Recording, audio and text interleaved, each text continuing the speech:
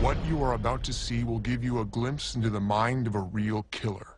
The voice is a recreation based on interviews, diaries, and testimony. It's pure evil.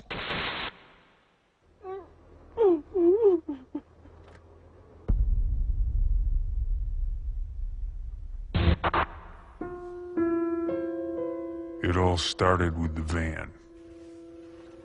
After I picked it out, my friend Roy and I got to work, turning it into a masterpiece. We made sure it had everything. Soundproofing, a mattress, plenty of tools. Even gave it a name. The Murder Mac. You know, like the Mack truck. You see, Roy and I had a plan. We were into girls, but not just any type. We liked the hot ones, kind of chick that would normally just walk away and pay us no mind. That was gonna change. Now we were gonna make them like us. My favorite was Cindy. They say you never forget your first. Excuse me, miss? Miss, hi. Do you need a ride or anything? No, I'm okay.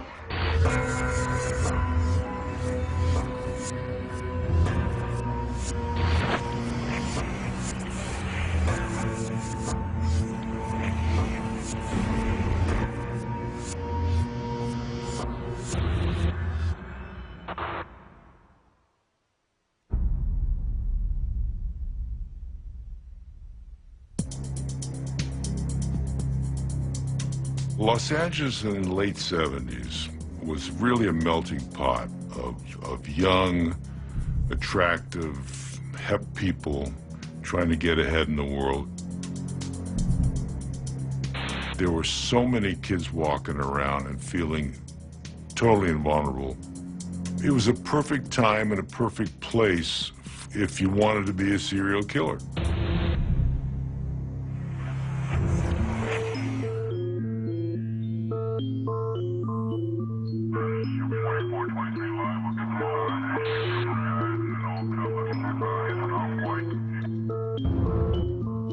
Police were first alerted to Cindy Schaefer's disappearance when they got a call from her grandparents after she didn't return home from a church meeting. Cindy was the prototypical Southland surfer girl. 16 years old, long blonde hair, very, very attractive. Cindy Schaefer is not into drugs. She's not a prostitute. She's not a runaway. She is not high risk in any regard. This is not a person you would expect to go missing.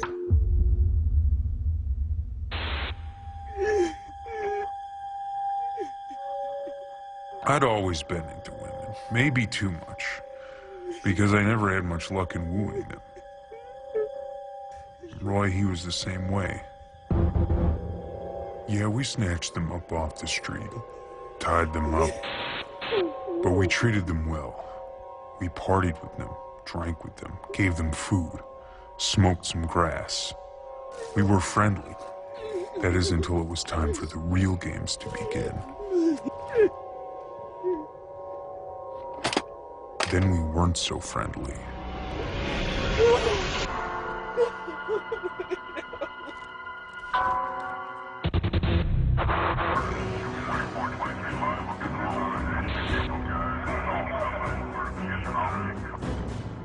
Their initial conclusion was that she had run away. Cindy was a very independent-minded young lady. She's supposedly from this. In the past, she had always been the kind of person that would bring things like money and identification and passports. And this time she left that all behind. The fact that Cindy still had $100 left in her checking account, an uncashed paycheck, and her passport remained at home told police this was not somebody who voluntarily ran away.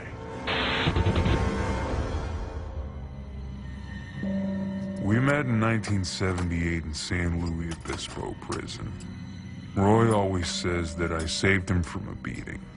Now, I don't remember it like that, but whatever. If he wanted to feel like he owed me, I wasn't gonna stop him.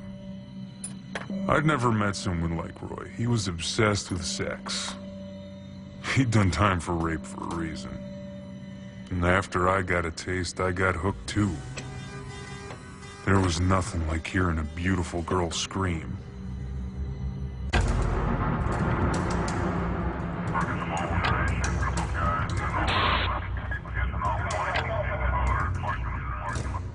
It is a very difficult job for the police to figure out what happened. That is a monumental task. At this point, Cindy Schaefer has been missing for 3 months, and the trail is growing cold.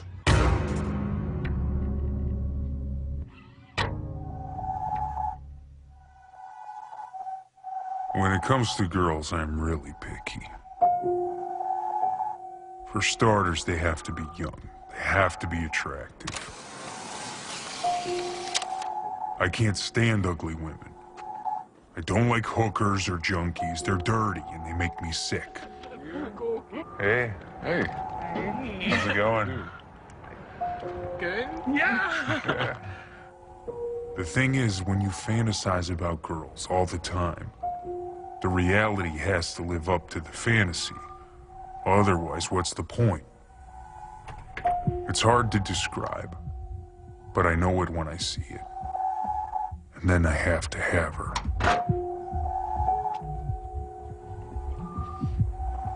Excuse me.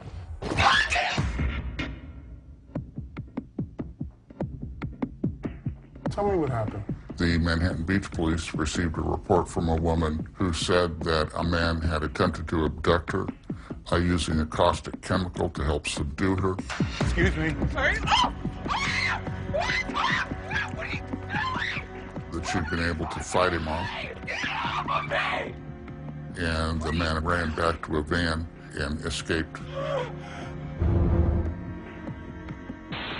She's able to report that there's somebody driving the van. So now we know that there's 2 people involved in this abduction attempt. This is broad daylight. She's in a nice community. It really speaks to how big a risk taker these offenders are. And so the police now know that they have on their hands some very brazen, very dangerous individuals.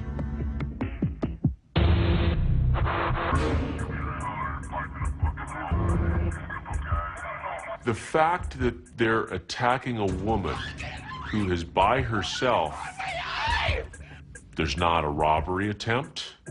There's an attempt to incapacitate or overwhelm her somehow. It really speaks to the fact that there's another motive driving this scenario, and it's likely sexual.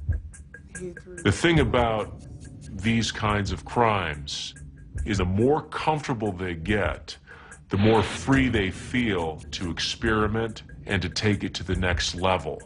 So they do have a habit of escalating, and that's exactly the pattern that these 2 fulfill.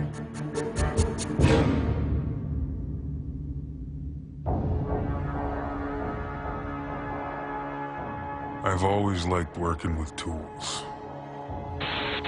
The feel of cold metal in my hand gives me a rush. And the girls, they get a rush too. There's nothing like the shock they get first time you touch a pair of pliers to their skin. The next girl is gonna be special. I have some new tools I want to try out. She's gonna be the one people remember. Hi. Hey, gorgeous, you need a ride? Well, actually, I'm waiting for my friend, but... Well, we got some grass in the back if you want to smoke in the meantime. Yeah? Yeah, we got some beers too. All right. Hey, plenty of room, come on in.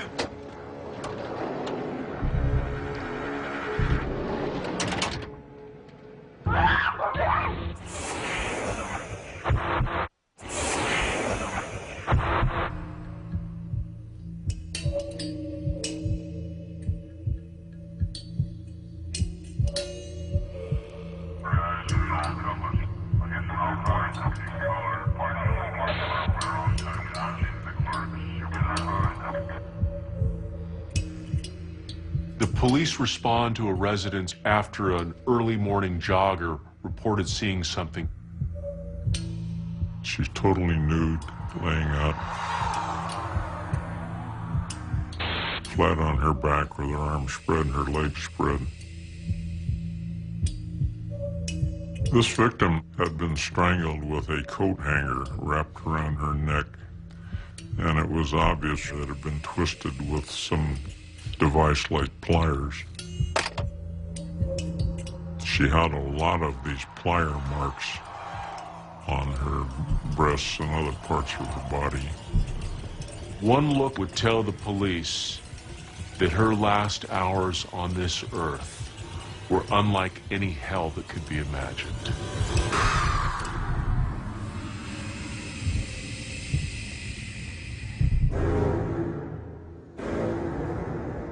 The victim was subsequently identified as Lynette Ledford.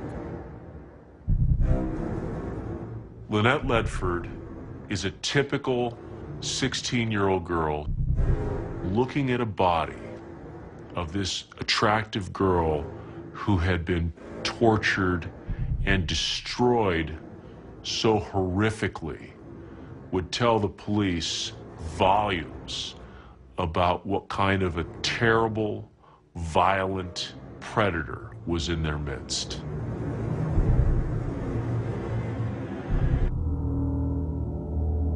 I was never looking to hurt anyone. I just wanted to hear them scream. I even made tapes. They're like little trophies. I can listen to them again and again to tide me over to the next one. I don't know how it would sound to you, but it's music to my ears. I played the tapes to people. I've even found a bunch of kids in the neighborhood and played it for them. Strange, but no one believed it was real.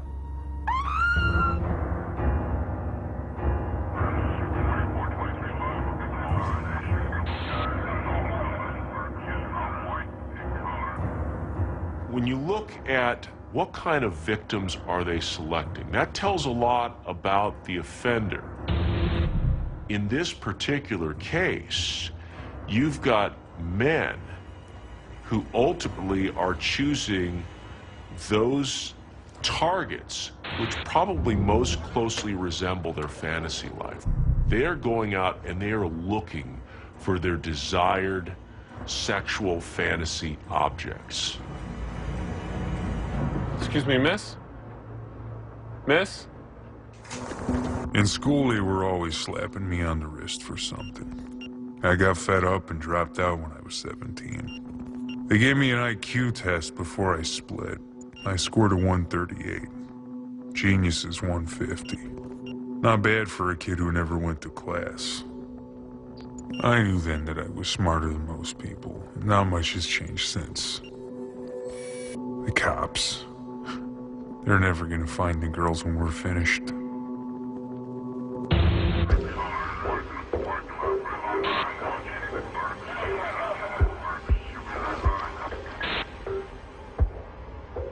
what brings you in?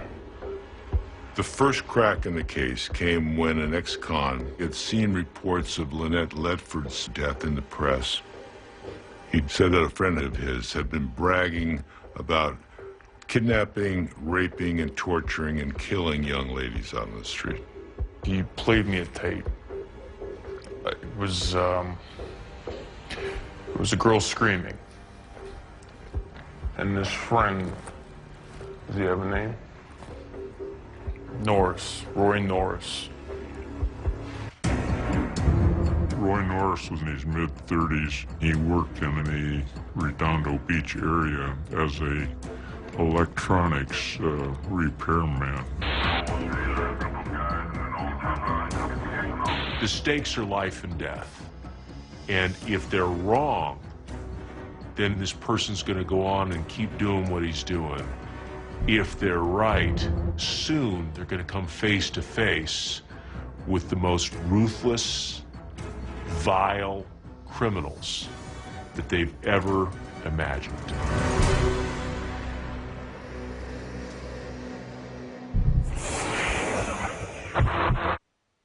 What you are about to see will give you a glimpse into the mind of a real killer. The voice is a recreation based on interviews, diaries, and testimony. It's pure evil.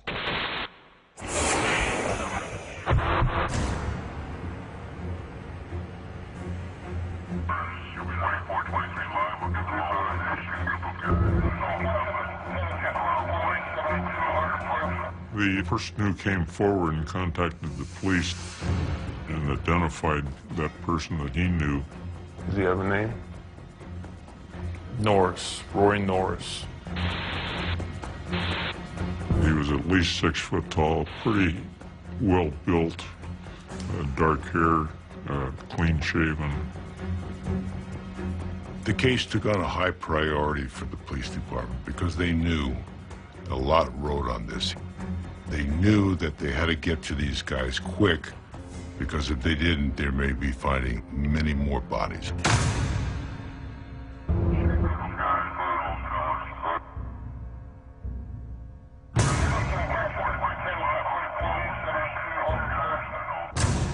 Police did a surveillance on Norris on the off chance that he might contact a person that could be the second suspect in this case. On the second day of the surveillance, they saw him packaging the marijuana and they arrested him. You have the right to remain silent.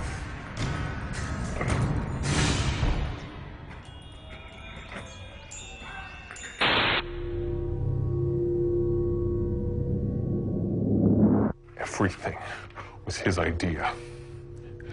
I just went along with it because I owed him. I wanted to let them go. I begged him. Norris was smart enough to know that he had to save his own skin by telling the truth, so he did give a full statement. It was Bittaker's idea. Norris identified his crime partner as Larry Bittaker. He was a machinist by occupation and worked at a aircraft parts manufacturing place in the city of Burbank.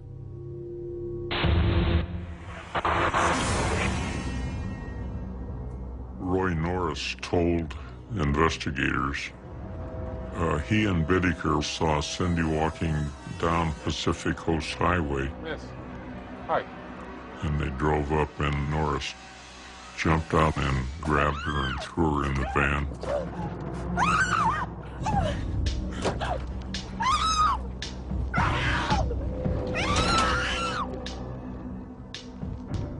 They drove to the Glendora Mountains and they went to a location that was really remote.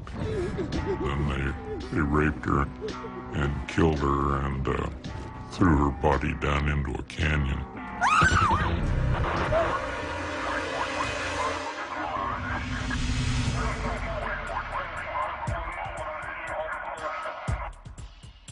The woman that was attacked was recontacted, and she identified Larry Bittaker as the man who had tried to force her into a van. Police went to this motel where Bittaker was living. Based on information received from the Redondo Beach Police Department, that Norris had been arrested and that Bittaker could be his crime partner. Hands against the wall. What'd I do, man?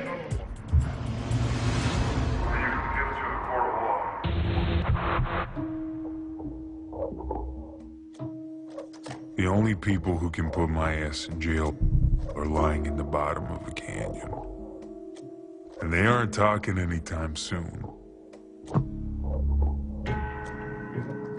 The cops, they got nothing.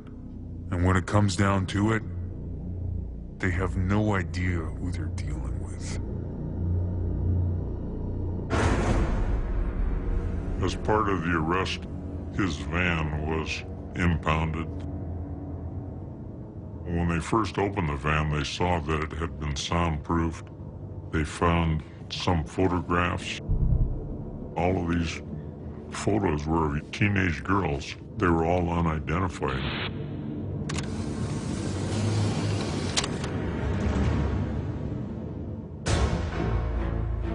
There was a tape recorder found. There were several cassette tapes.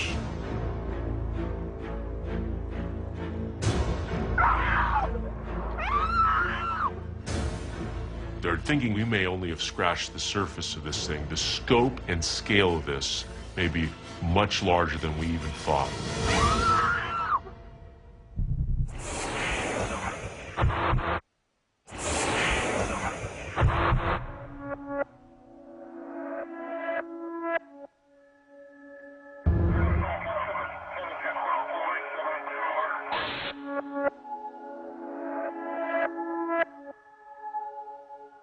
As part of the arrest, his van was impounded. The police find that it's been soundproofed. There's hundreds of Polaroid photos of girls, and there's an audio tape. It's really heart-wrenching to hear somebody screaming, you know they're being tortured, and then eventually you know that she's dead, and you're listening to her voice before she died. An individual who would record the torture of a victim is a sexual sadist. And the tape recording provides them the opportunity, when they don't have a victim to kill or torture, to be able to relive it and have autoerotic activities.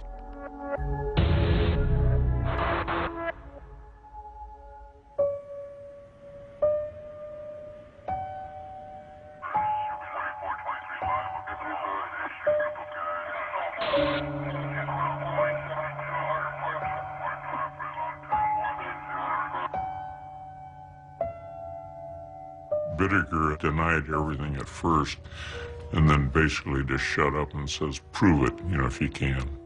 Norris did everything. Is that right? Yeah. I think he tried to con people by proclaiming his innocence, that he wasn't this guy. But there's no fooling him. He was the guy. In this case, you have two individuals with their own dark, violent fantasies coming together and creating a pool of ever-increasing, ever-violent fantasies that they ultimately would choose to implement in the real world. These two individuals coming together is a lot like bringing the mixture for nitroglycerin. Separately, they're dangerous. Together, they are unbelievably toxic, lethal.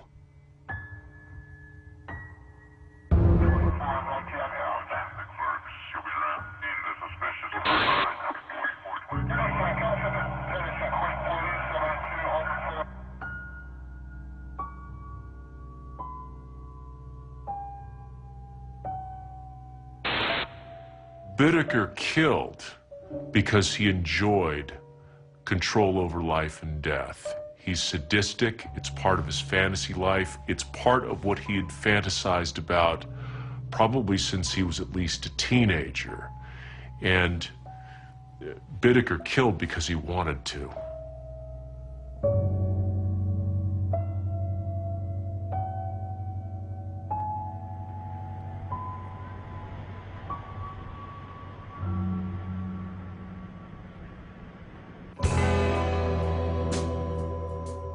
Every story's gotta have a villain. That's what they made out of me. If Roy had kept his mouth shut, this might have turned out different. Yeah, I was there. Yeah, I grabbed him. Yeah, I raped them. But killing them? That was all Roy. I was just along for the ride. At least that's how I see it.